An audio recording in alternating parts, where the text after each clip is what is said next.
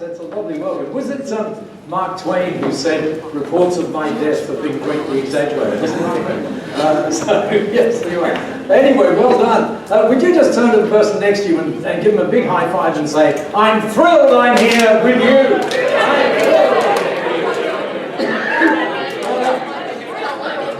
Well done.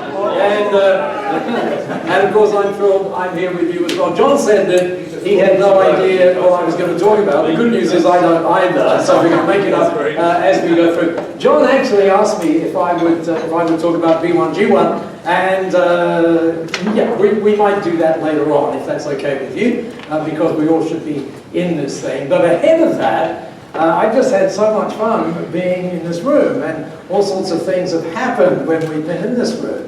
And I couldn't help but be impacted by some of them. For example, if you were doing a word cloud of the word of the day, right, it would be purpose. That would be the word of the day. And since that's something that I kind of live on and talk on, I couldn't resist just adding a couple of things into that thing that I think might help. Would that be okay if I did that? And it's always important to be current when you speak. And so I actually found this. It was in my inbox today. There you go. In Dynamic Business, which I think is an Australian publication, and it talks about the 3 Ps of the workplace. It's no longer just pay. This is today, literally today. And so you can go there and you can find out all these great things. There's some really great numbers as to why purpose is really something that we really should get focused on. And when I say focused on, I really mean focused on. But what I want to show you is not something that's current, but something that goes back about 3 years. Since 2009, when I first met Simon, as in Simon Sinek, I've been trying to find stuff that really helps people understand how important and transforming purpose is. And about 3 years ago, I found it, and I found it in a most unusual place. This is a guy called Michael Jr. Anybody know who Michael Jr. is? Dane, you may? Okay, Michael Jr. is a comedian. And so again, an unlikely place. And here he is talking with a group of 5,500 people. And he tells a little story about, hey, I'm a comedian, and here's what I do. I travel around America. I do 5 shows a week.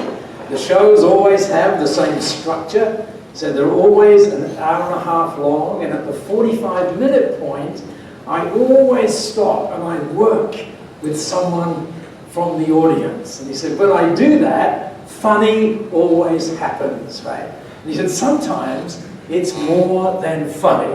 And you're about to see this more than funny thing. Now, to get the most out of this, you're all saying happy birthday this morning. So I just need to ask, show me your hands if you know, should I say a hymn or a song? It's called Amazing Grace. I'm not sure whether we should say hymn or song. Show me your hands if you know that. It's not in the charts in Russia yet. Okay, that's all. You are going to hear that song right now, and you're going to hear it twice. And when you hear it, I think you'll get goosebumps, but more importantly, I think you'll get a really, really important learning experience. So, here's Michael Jr. I met somebody who's really interesting. So I met this one guy, and he said that he teaches music at a school. I was like, all right, you teach music, you know, can you sing? And then I'm just going to show you the clip. Check it. So you're a musical director? Yes, sir. All right, so let me get a couple bars of like Amazing Grace. Can you do the first part of that? Go ahead. Amazing Grace. Pretty good. How sweet the sound that saved a wretch like me. All right. Now, once you give me the version, is if your uncle just got out of jail, you got shot in the back when you was a kid. I'm just saying, let me see the hood version real quick, if you know the version I'm talking about, just see if that exists. Hood version.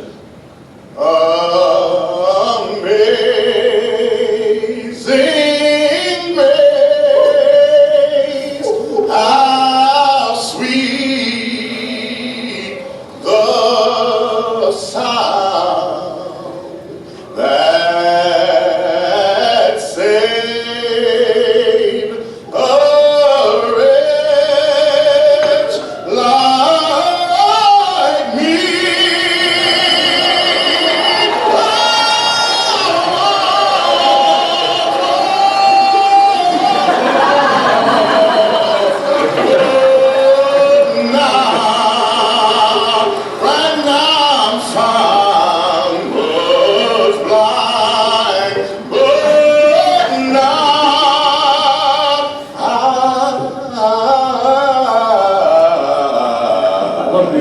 see. Isn't that amazing? Yeah, there you go, go, go.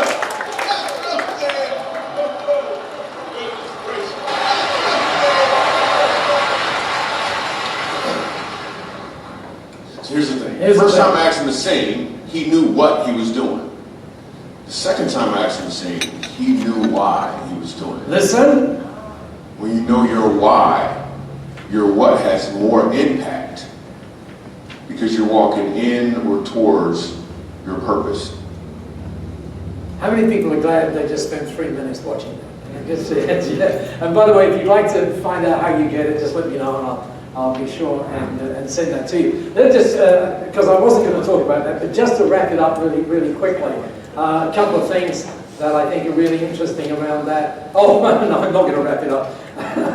Anyway, I'm not going to wrap it up. But what I am going to say is this. I was listening quite intently to what you were saying around purpose, and I am acutely aware that there are just a couple of very subtle little tweaks that could actually get you. See, that song thing, I mean, here's the question. When we go in the morning, are we going in knowing what we do, or are we going in knowing why? And you see the difference. And there's this really interesting little couple of tweaks. And so if anybody's interested in getting those tweaks, and we have like an afternoon tea or something like that, we get a cup of coffee together and I'll share those tweaks with you. Would that be okay? Anybody? Oh, we need a new room. Okay. We don't. So let's talk about this, transforming your firm. And hopefully with some new stuff. So you already know about value pricing and timesheets, and they are transformative, absolutely transformative in nature, at least when you get rid of them. That is to say, when you get rid of the timesheets. But what I want to do is talk about a couple of other things which form, if you like, a sort of a troika in these three things. This first one is mattering. That doesn't mean doing more matters, as a legal firm, by the way. And the other one that we're going to look at in a slightly different way than we just looked at right here, which is connecting. And if we wanted to go a little bit deeper, what mattering is all about is getting truly, as in truly, on purpose. So I'm going to show you some fascinating ways of doing that. It's all about when you really get on purpose, you realize in this bizarre way that it's not about you. What you realize is it's about something bigger than you. Right? Does that sort of fundamentally make sense? And we're going to show you something kind of bigger than you. So we're going to have a look at that, and then we're going to have a look at this whole connection thing. I don't think, with great respect to anybody who talks about marketing and all of those kind of things, I don't think it's about marketing, I don't think it's about selling, I think it's about connecting. That's what I think it's about. So we're going to have a look at some really interesting ways that we can connect with our partners, with our teams, with our prospects, our customers, and indeed our community. So these are the two things that we're going to have a look at. How many of us subscribe to Seth Godin? Just quickly. If you do not subscribe to Seth Godin, go there right now. I literally mean right now. Go sethgodin.com and subscribe. He gets up every morning in New York at 4:30 and he writes the most eclectic blog that you could possibly imagine. And he does that 7 days a week. It's just an amazing thing. Now you can get it for 3 days and then give it up, right? But just go get it. I've stored every single one of his blogs for the last 12 years. Every single one. They're just really amazing. And about 2 years and 1 month ago, he said this. Sometimes his blogs are going to be really long. Sometimes they're just going to be a sentence. This was a sentence. He said, the challenge is not to be successful. The challenge is to matter. Now let's just think about that for a minute, because when you and I go to school, or indeed with our parents, what do everybody says to us? We need to be successful, successful, successful. I don't know anyone who says what we've got to do is to matter. And yet the reality is that when we matter, what will happen? We will be more successful. But that was an easy question, by the way. You're supposed to repeat the end of it. So anyway, we'll get through that. So the question is, how do we do that? Well, I just want to give you two little quick things on this mattering, and then we'll delve a little bit deeper into it. So, oh, by the way, there's Seth's latest book. It came out about 7 months ago, I think. It's called This is Marketing. It's an amazing, amazing book. And he has an almost VeraSage way of of looking at things, like sort of paradoxical ways. And so he says this: you cannot be seen until you learn to see. And that gives you an idea of some of the magic things that are in that book. Okay, so there's the book, but let's you and I figure out a couple of ways how to do it. One of the things that happens as we strive to matter, then what actually we need to do is to move from being dispensable to becoming indispensable. Right? That's kind of obvious, but the question is, how do you do that? And we'll look at how we do it in a minute. But to realize that that's very tough to do, very, very tough to do if you're trying to do it with everyone, rather obviously. So one of the ideas would be, instead of marketing to the masses, be irresistible. I love that word. Be irresistible to a smaller group of people, or a specific group of people. Now, most people think that when we're talking about that, they think that what I'm saying is you've got a niche. By the way, Tim, let me just translate that for you. Niche. Okay?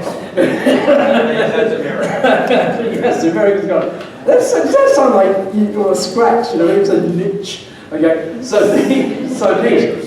And the really interesting thing is when we learn to niche or niche, whatever it is, and that means sometimes saying goodbye to a whole lot of things and a whole lot of people perhaps. But it turns out that once you've developed the systems and the processes, and the rest of us processes that allow you to niche, guess what? You can then take those self-same processes and those self-same systems and niche somewhere else. Show me your hands if that makes sense. Really does make sense. Now, you don't need to do it, but it's interesting to think about it that way. So, and here's exactly where you start. I want to talk about this fundamental shift.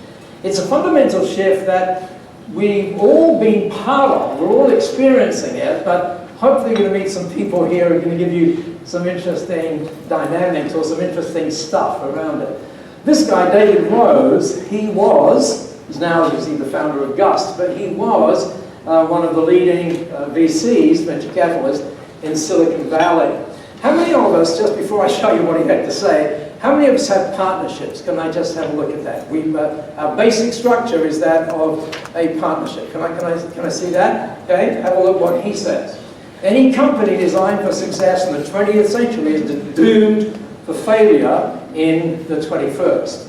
And what's the point about that? It is that many of the people, for example, in the accounting profession, their model is designed around when Friar Pacquiao was born, you know, quite a little while ago. So bear that one in mind. It means we may need to change the model. And then let's have a look at this one. This is one I saw yesterday, actually. Again, you need to be current. This is a guy from, you can see, Howard James. This was actually in the Financial Review yesterday.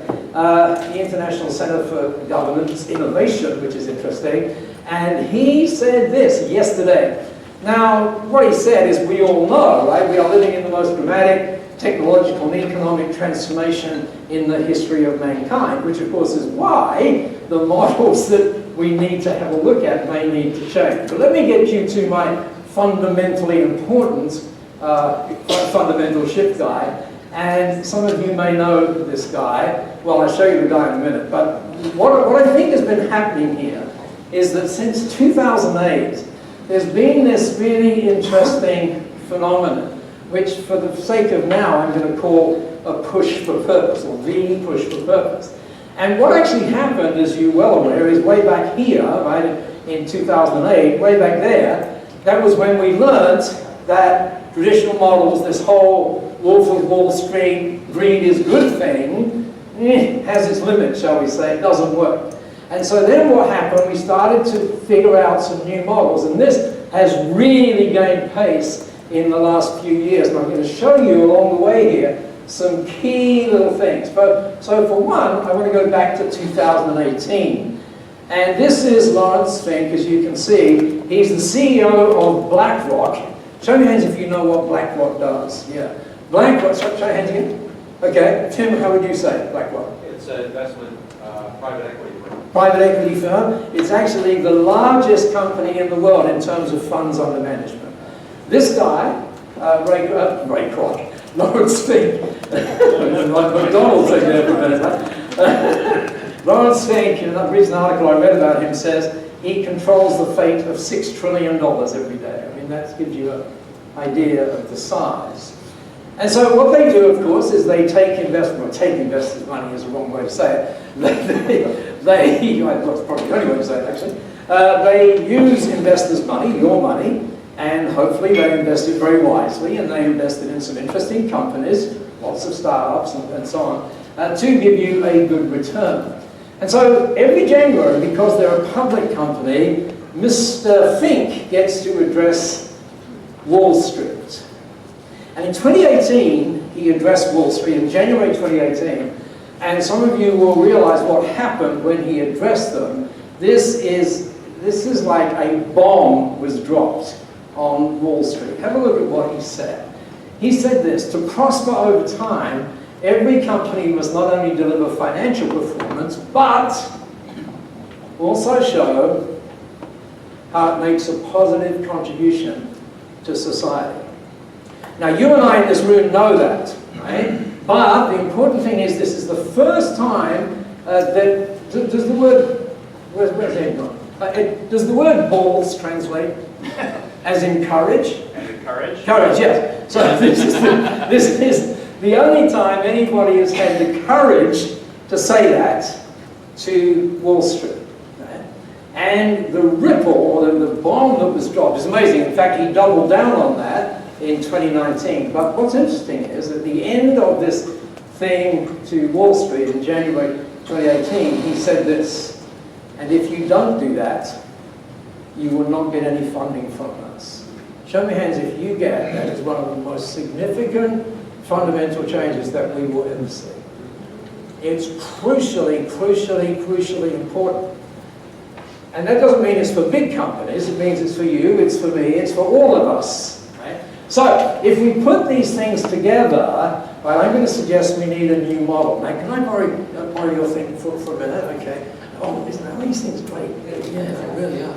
Yeah, so in this one, you'll need to turn your paper that way. Could you do that? And if you've got some colors, that'll be useful, but don't worry if you haven't.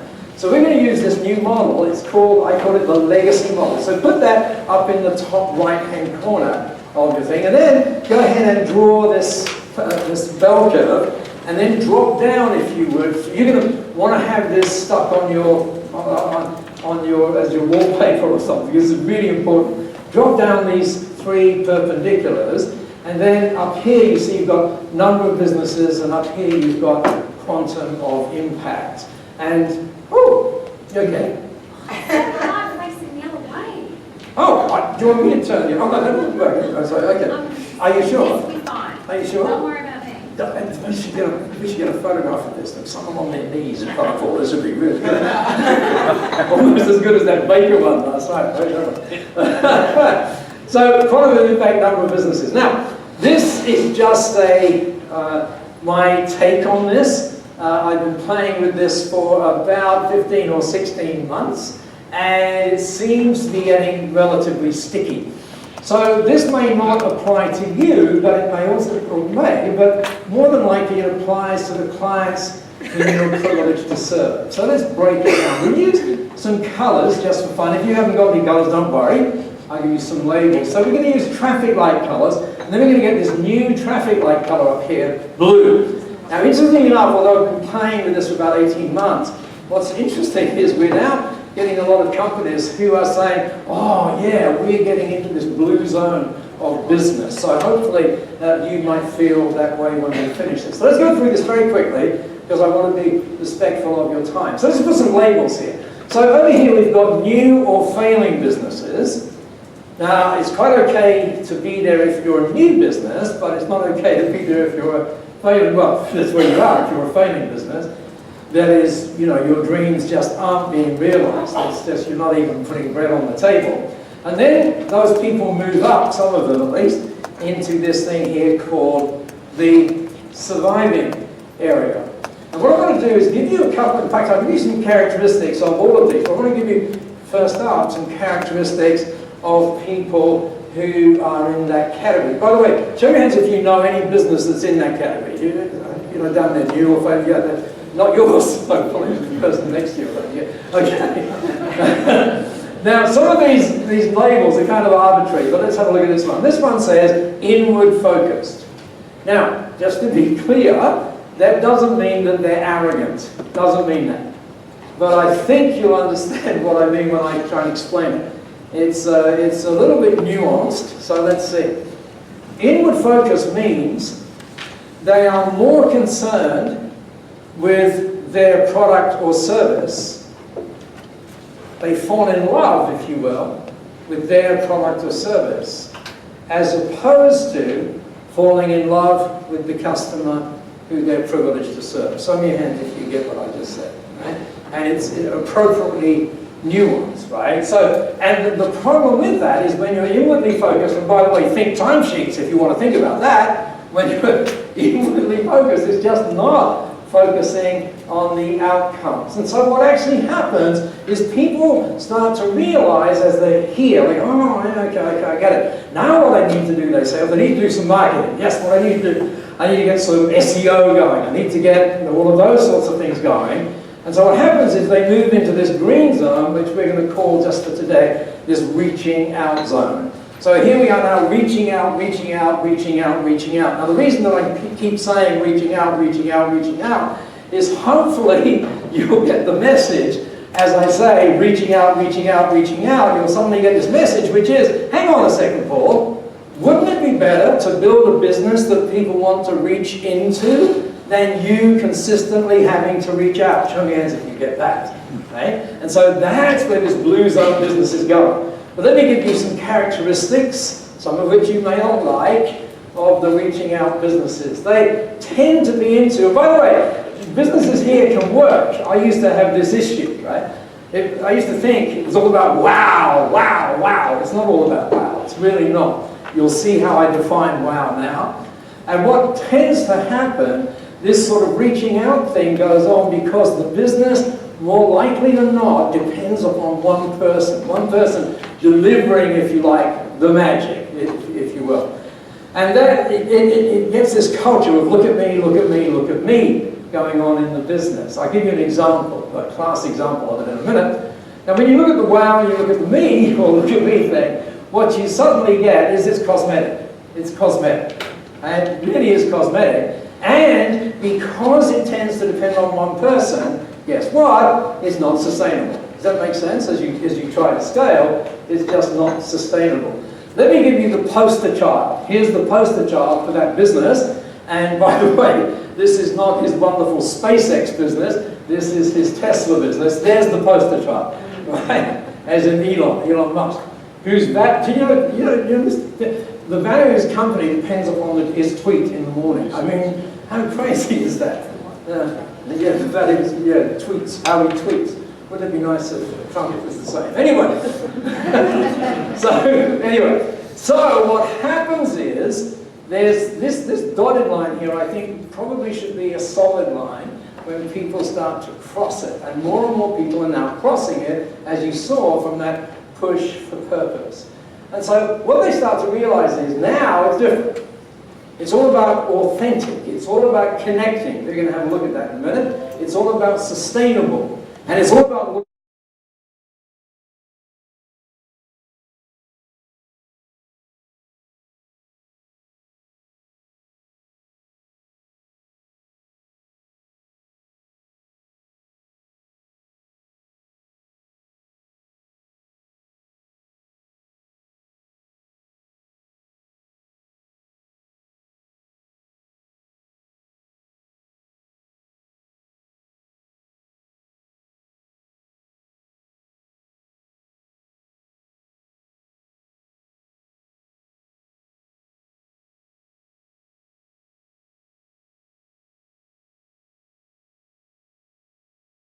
about these people. Oh, by the way, I'm going to call this create for the moment. Right?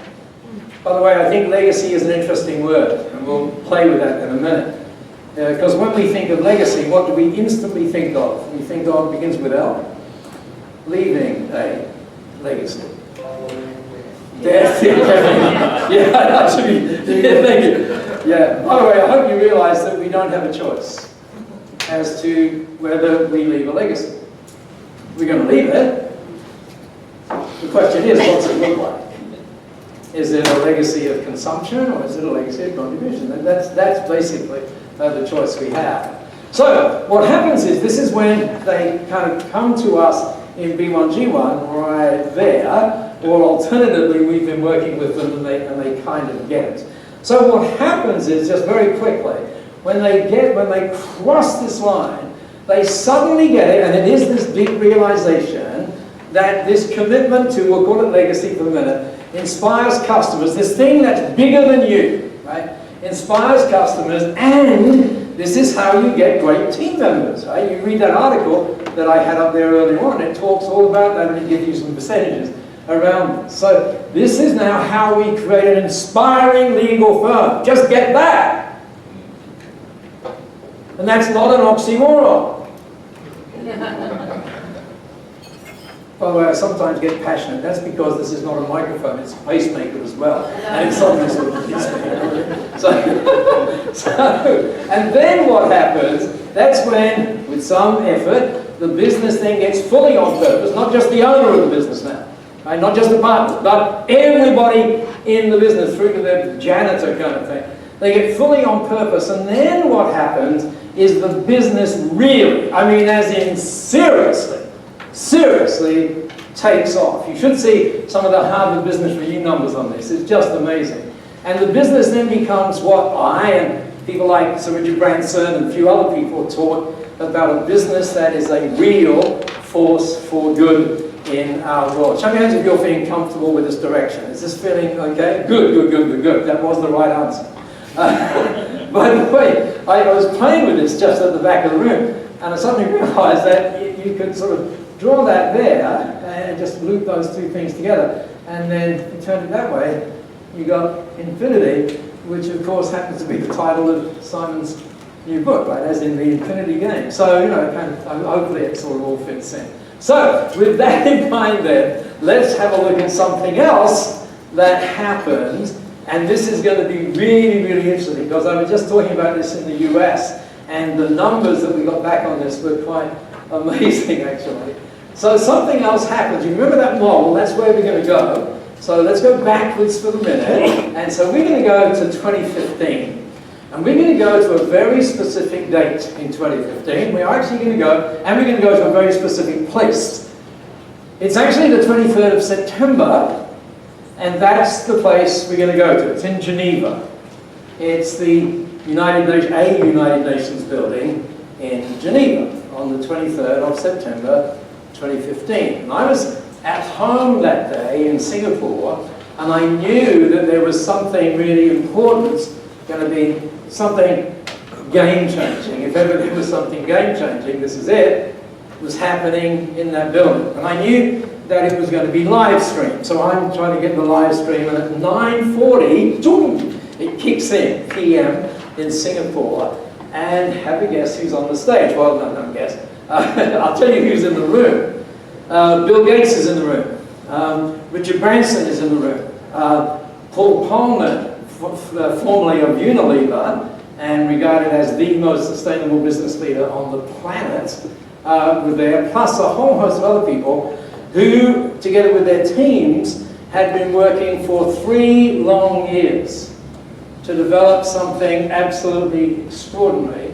And when I finally got the feed, it was Sir Richard who was there. Now, this was a different thing for Sir Richard, because normally whenever you hire him to speak, he will say, could you interview me? He much prefers to be interviewed as opposed to speaking. But this particular day, he's speaking.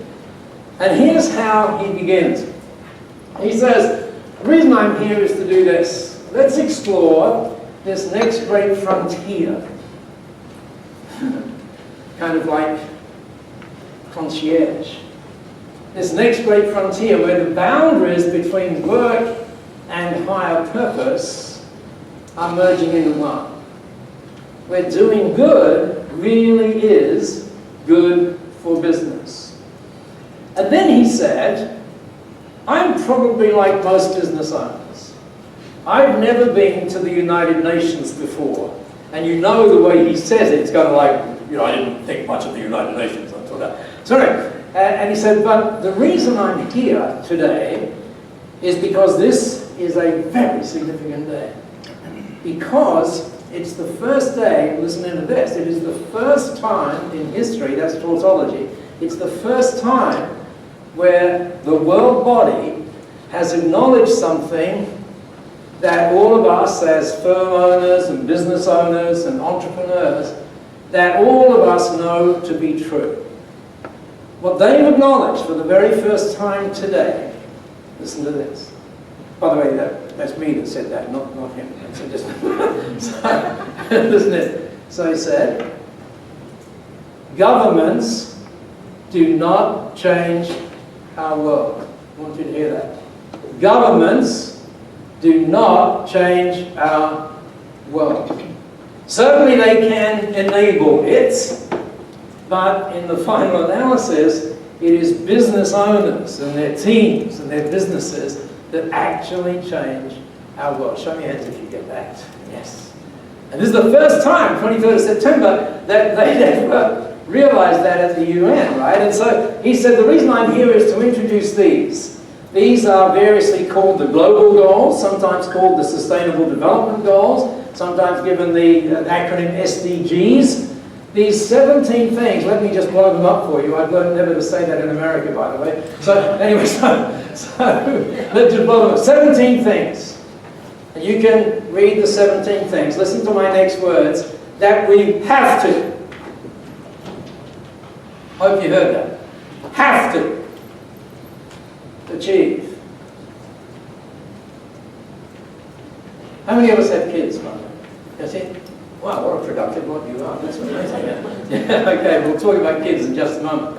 So, these 17 things, these 17 goals with 169 sub-things underneath them that we have to do by 2030.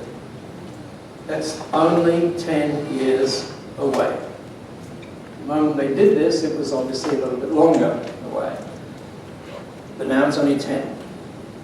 Now, what's interesting is, we're not going to go into these things in any great depth yet, but what I always find interesting, we were in Silicon Valley last week with a whole bunch of accountants, and I asked the accountants this question. Let me ask you this question. How many of them, by the way, it's okay to say this is the first time, it's really okay to say that. So for how many of us is it the first time that we've come across in any depth these sustainable development goals? Show me your hands, like nice and high. Wow, that's interesting. Wow, that's really, really interesting. Well, hopefully it's not going to be the last time. So let's talk about these goals and why they're so important. So Branson goes on and he says this. He says business is, the first time he said it, business, which means, see, when you look at that, you go, oh, business.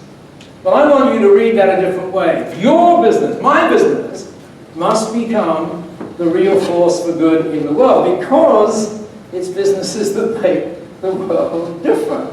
And I reckon this. Each of us here can lead that charge. Do you want to see what, hey, let me show you this. Anybody want to see what 6,000 accountants look like? That's actually 6,000 accountants. And they're in Sydney last November. They're at the International Accounting Conference. It turns out that the last speaker that day, I couldn't be there because I couldn't. And the last speaker that day, in front of 6,000 accountants, said exactly what I told, not exactly what I said, but the kind of thing. And he said, where I say each of us can lead that charge, he said, accountants, the profession, must lead that charge. And then he said, to borrow a word from, or a phrase from President Obama, show me your hands if you think, yes, we can. And 6,000 hands went up. Show me your hands if you think, yes, we can. Yes, we can. Once we understand this, and you're going to see some really business benefits in all of this. So, let's just go quickly through this, otherwise I'll think about it. So what I think about this, I think two things, or actually three things. One, this is a pathway for business. Well, to be more specific, I think this gives your business a pathway. It's a pathway for your business. I also think it's a pathway for humanity, and bearing in mind that word called legacy, I call this the legacy pathway. Let me just show you the legacy pathway, and I think you'll understand where this goes. By the way, yes we can, yes we can. So here's the legacy pathway. When we talk about, and this is super duper duper for professional firms, right? When we talk about legacy, as we said earlier on, we usually talk about leaving a legacy. And so if you're writing notes down, which I notice you are, that's really good, you might want to put a couple of other words in this, because I think you can play with the words, right? So leaving a legacy, sorry, yeah, that says leaving a legacy, but let's find another word with L. So let's talk about living a legacy. Why not now? Why not now? Living it every second, every day. And this is where professional service firms have an advantage, a massive advantage over the typical firm or the typical business, because what you and I can do is leverage that legacy. You're going to see exactly how you can do that in just a moment. By the way, to make it easy for you, oh, by the way, here's how you do it. You start by doing it in your firm. You start by embedding it in everything you do. And I know that sounds a little bit crazy, but you're going to see how easy that is in a minute. And then you bake it into the core. It's not something that's added on like that horrible CSR thing. It's not done. It's right at the very heart of your business, and leveraging the legacy means doing it with your clients as well. So that's the three things down the pathway. So really, really quickly, when you look at, some people have been coming up to me and they say, oh, you live in Singapore? And I say, yes, I love it, I love it. And there are, as you know, some very smart people up there. One of those very smart people, or companies, is a company called Temasek. And Temasek is the sovereign fund in Singapore. By the way, as of now, it only invests our tax dollars in things that meet these goals. Right? The New South Wales government, by the way, will generally speaking now not allow you to be on their tender list unless you're doing something around these goals. It really is moving very, very quickly. So anyway, but when you look at this, it's kind of difficult to get a handle on it. So the guys at Temasek said, what if we just apply a very simple sort of Singaporean ABC on this? So have a look at it. So they said, oh, ABC, you see the goals move around, and what happens is you get this very simple thing here: active economy, beautiful society, and as you can see, clean earth. And then what they did is they just put some words on it. So here we get productive jobs, sustainable cities, fulfilling lives. I mean, who wouldn't want to sign up for that? Do you see how when the goals, we rearrange them, it becomes, yes, very much easier to connect with them. What about beautiful society? What does that look like? Well, it looks like resilient individuals, inclusive communities, and a just society. I was in Silicon Valley last week. I said, it went down like a lead balloon, by the way. I said, I hope the White House is tuned in. That didn't go too well. And then what about clean earth, which I also wish they were tuned in for, was this one: fresh air, clean water, and cool world. Now just think about you sitting down with a client, we're going to talk about that, or you have that somewhere. I mean, what are your clients going to say? They're going to say, hey, listen, we want to be part of that as well. Does that make sense? It's all part of this kind of connection thing that I promised you that we would get to. So, with that in mind, oh, here's Paul Pullman. Have a look at Paul Pullman. This is the guy who took Unilever, well, you know the story. I mean, it was like an 810% increase in profitability over 10 years. So he took Unilever to that, and he's just done the foreword, by the way, for our new book, which is really, really nice. And so he's now, as you can see, the co-founder of something called Imagine right now, and he's the chairman of the International Chamber of Commerce.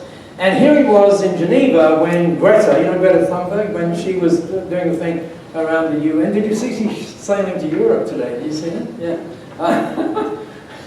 So anyway, here's what he said at that forum. Have a look at it. This is probably the biggest business opportunity we've ever seen in the history of mankind. That's how important this is. Not just important for all the good things out there, but it's important that it happens to be a great business opportunity as well. So, with that in mind, let's come back over here so that you know where we're going to go here. So we know that value pricing and Taiji ticks that one. We know that we've now got something a little bit bigger, although I'm going to show you a little bit more on that in a minute, to matter. So now, how do we use that so we might connect? Bearing in mind that it's not about marketing, it's not about selling, it's all about connecting. So sometimes there are people out there who can see things way before we can see them.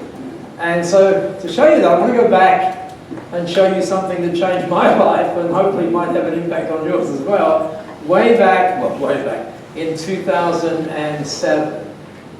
And the reason I've circled it up there 2010 is because this very simple idea that she had took, and you won't be surprised, took 3 years for it to come together. But it's had a massive change. And that, by the way, was the beginning of B1G1. So here's the lady concerned. Her name is Masami Sato. And I was mentoring her. She had this tiny little business in Brisbane. Oh, what's that? What's that? No, what was it? I heard a ding ding. It's your pacemaker. What's that? Oh, my pacemaker. Sorry. Okay. So anyway, so as you know, does anybody do mentoring in the room? Anybody like mentoring? Yeah. As you know, when you mentor someone, it's usually you that's asking the questions, right? Usually you. So she comes into the room and it's obvious that she's been connected to something, and she says, "Can I change it? Can I begin by asking you a question?" I said, "Sure you can. Sure you can." So she said, "Well, it's not so much a question." She says, "It has kept me awake for a few days. It's not so much a question, but I want you to imagine something." And this is what she said. She said, "What if every time business was done, something great happened in our world?" And I said, "Like what?" And she said, "Well, this idea that I've had, I've called it, so a name for it. So I've called it buy one, give one." So I said, "Well, how's that work?" And she said, "Well," she said, "just imagine, Paul, you go to, do we all know Harvey Norman? It's like a place where you buy TVs and stuff like that. Do we all know that? Yeah." She said, "You go to Harvey Norman and you buy a TV." And I said, "Whoa, if I go to Harvey Norman and buy a TV, I said, oh, buy one, give one. They're not going to give me another TV. They're not going to." And she said, "Oh, you misunderstand." And I said, "What is it I misunderstand?" She said, "Well, when you go and you want to buy that TV, you're going there because you want better vision. Right?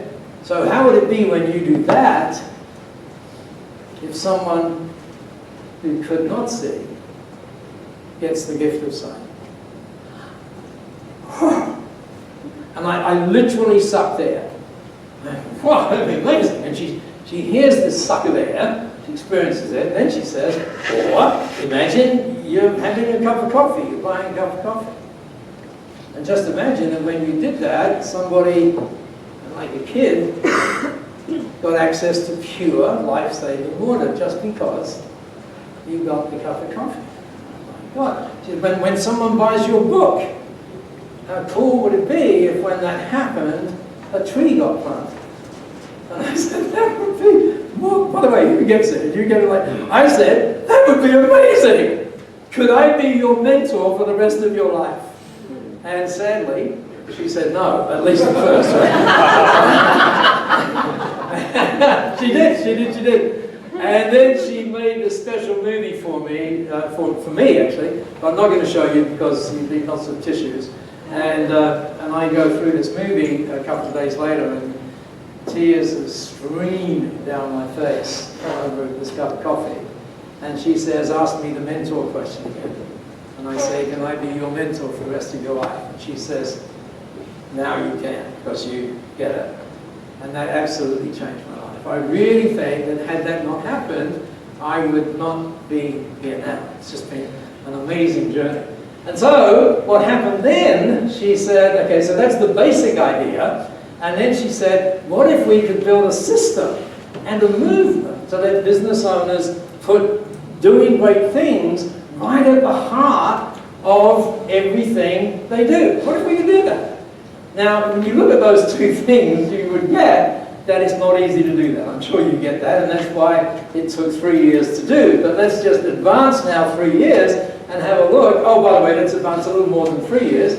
So now B1G1 is a worldwide movement. There are now some 3,000 business members around the world, business owners, that are part of this. I'm really thrilled that so many of those are professional firms as well. And all of those B1G1 members, you were one of them, you could say this: every time someone does business with us, we make sure something great happens in our world. And by the way, you're in total control of what something great is, as you will see in just a moment.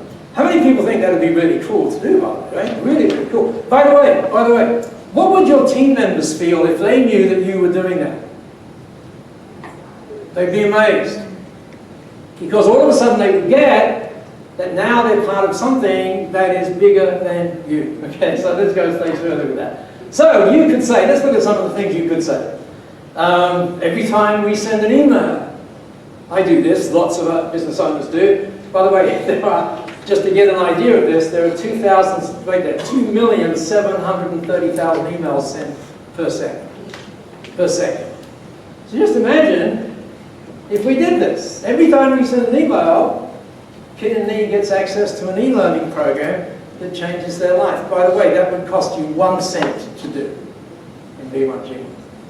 What about whenever we do a tax return for the accountants in the room, what about if 18 homeless people got a nutritious meal? Again, you're in total control of this. Or whenever you're advising on structures, you have a farmer run their beekeeping business. You're getting the idea? It's like a when this, then this kind of thing. Or if you're doing workshops, 50% of kids get access to pure life-saving water. What I want you to notice is this is not X% of our profits go somewhere. That's not what this is.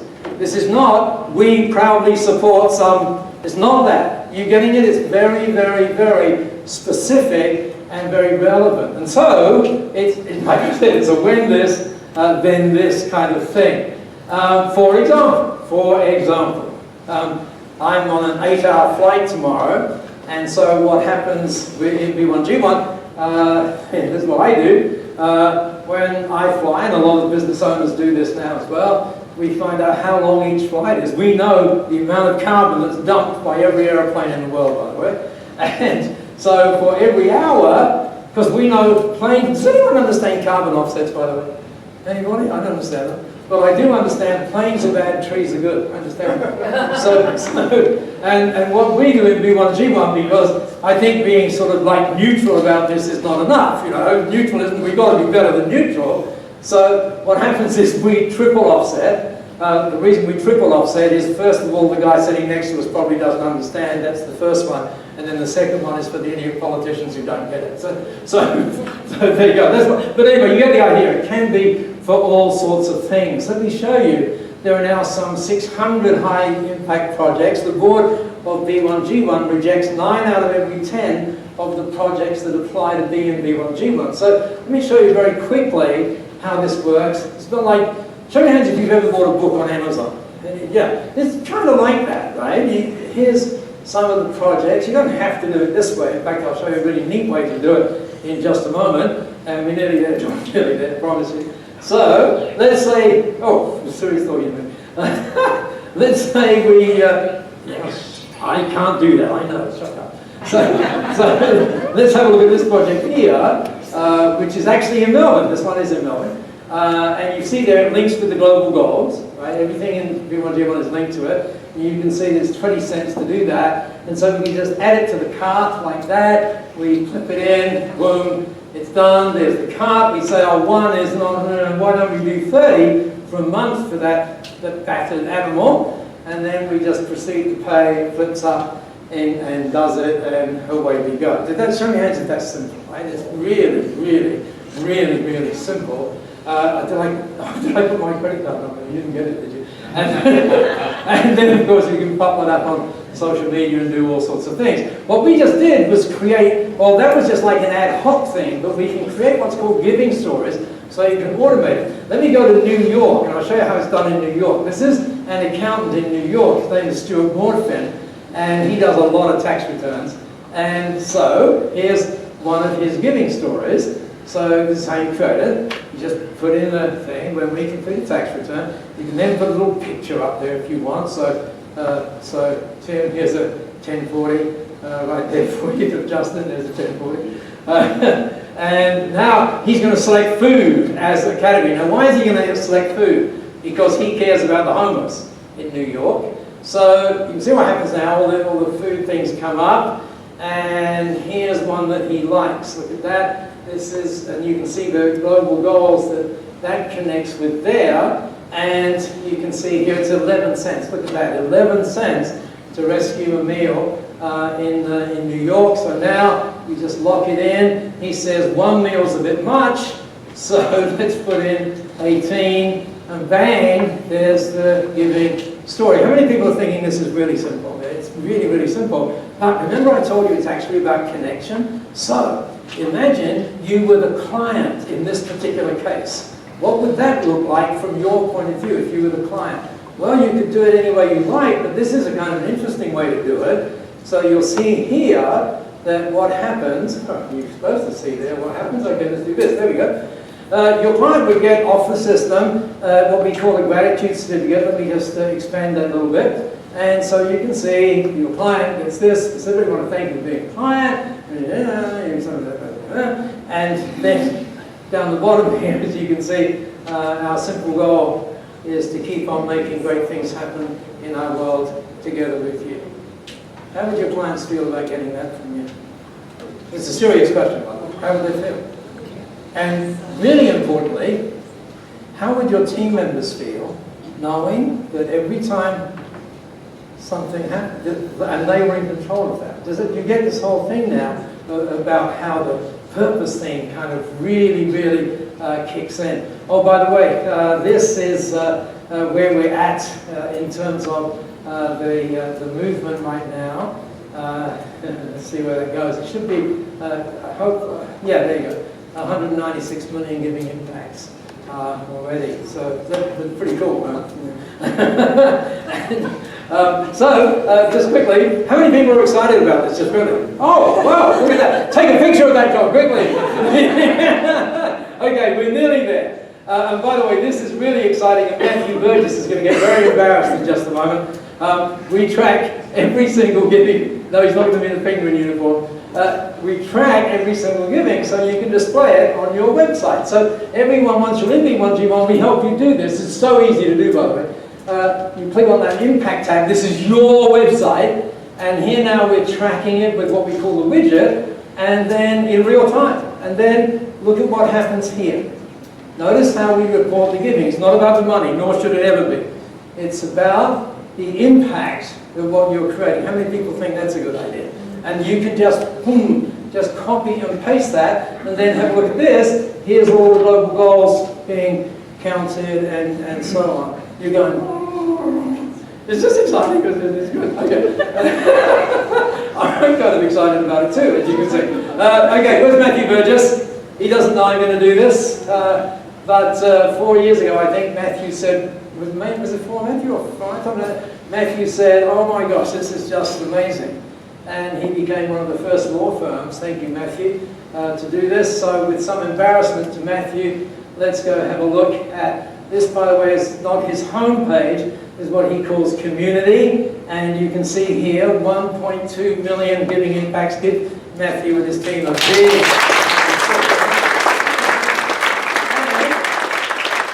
Let's go have a look over here. You see, here's Matthew's map. And what's interesting is when you spread the giving, you kind of, as far as your clients are concerned, you dramatically increase your presence, if that makes sense. And so you can see some of the great things that Matthew has been doing there in the team at View Legal. By the way, not the only legal firm involved, but really good. Once again, say well done, Matthew, for me. Well done, Matthew. Okay, so, oh, by the way, one final thing. How many of us have team members? Can I see that? Right, watch this. Watch how you can engage your team. This is a bookkeeper in Sydney, and you can see they're giving local giving, which by the way you should do as well. Now watch this, we go down and look at this. Every single one of the team members has chosen a global goal which is being collected separately. And so what's it like to be a team member of that firm? Answer the question? Hey, I'll answer the question? Awesome. Yes, absolutely awesome. And you can also see what, it's just gone, but you can see that many firms now are not measuring revenue. Well, they are measuring it, but they're setting giving goals, which again is this whole thing about getting on purpose. By the way, imagine that was your front office. Just imagine that. The client sits in the chair, boom, what are they going to want to talk about with you?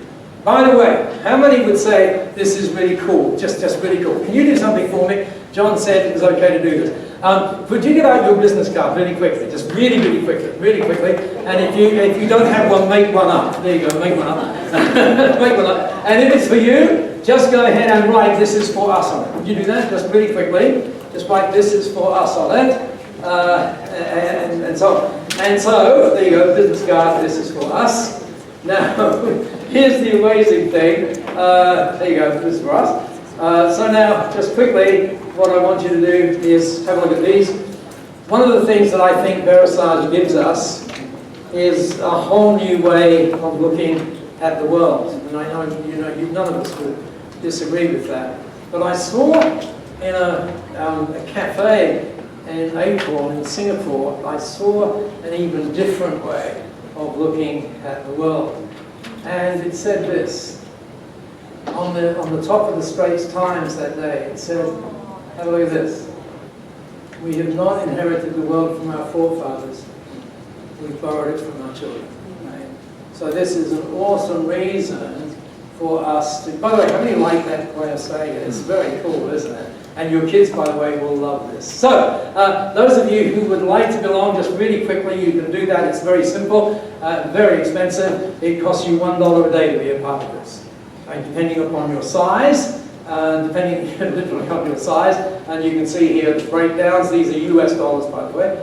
So you can see the breakdowns right there. And it's very simple to do. Thank you, John. You just go to b1g1.com /belong, and you just key in the stuff. It's really simple. If you would prefer, by the way, then you can come and give me your business card, and I'm going to do, and you would write 1, 2, 3, or 1, 2, 4, or 8 on it to indicate where you are in that bracket there. And I will give you several things.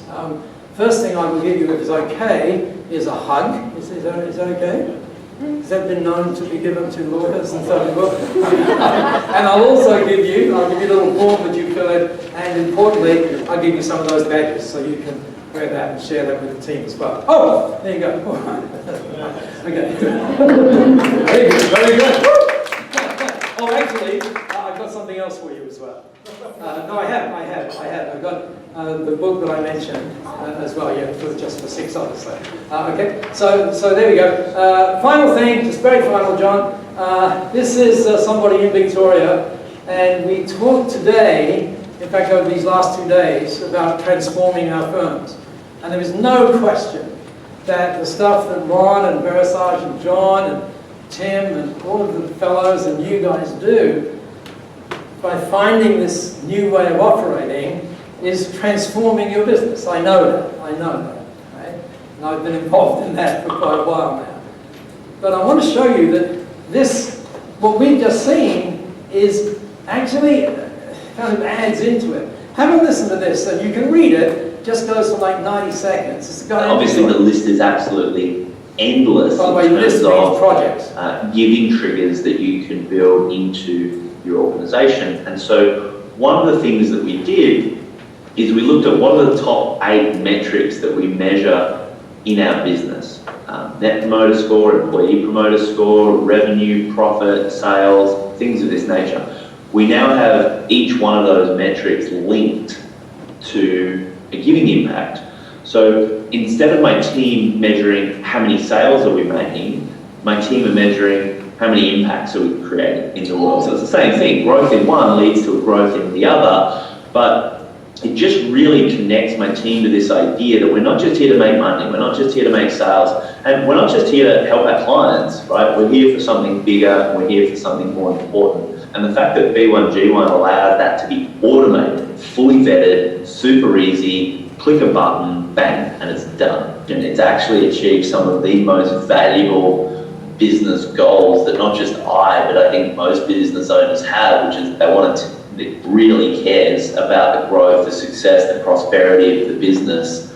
And there's very much a palpable sense that we're doing this not to just line Glenn's pockets, but to make a dent in the universe. And that is a very, very, very, very hard thing to engineer. I don't think it's a thing money can buy.